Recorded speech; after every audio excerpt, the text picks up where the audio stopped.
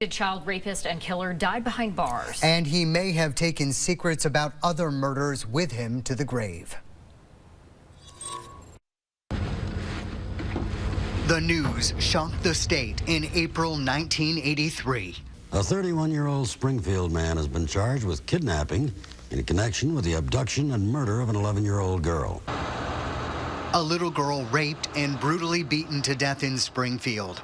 Katie Richards was walking along Route 106 with a friend when a man stopped his car and threatened to kill them unless they got in. The one young girl turned around and ran. The other young girl did not. Katie Richards didn't dare to run. She got in the car, and that was the last time the 11-year-old was seen alive. 18 hours later, we found her body.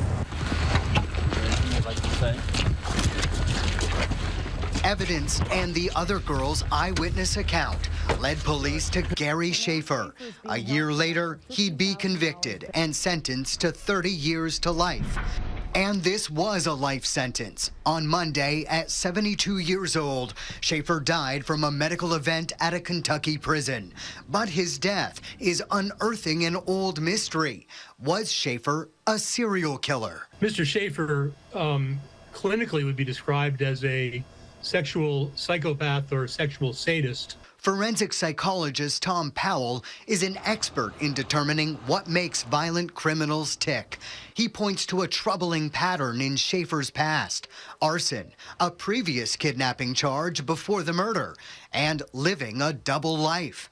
Schaefer was a fundamentalist Christian with an incredible ability to fool others. He was able to convince, for instance, members of his fundamentalist congregation that he was a real good guy, that he was helpful, he was pious, he was honest, and of course, nobody knew his secret. That secret, Powell says, was a desire to sexually assault and torture young girls. And when Schaefer wasn't satisfied with that, he'd kill.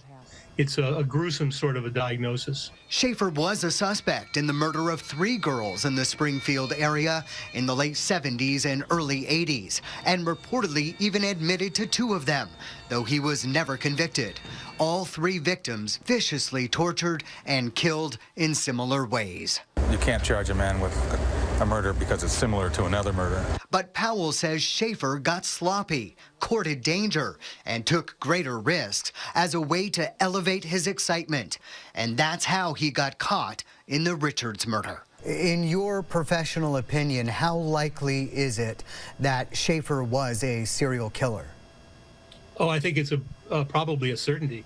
We have 2 confessed murders, a highly suspected 3rd, and Lord knows how many others. We reached out to the Springfield Police Department about those other cases linked to Schaefer. We'll let you know what we find out.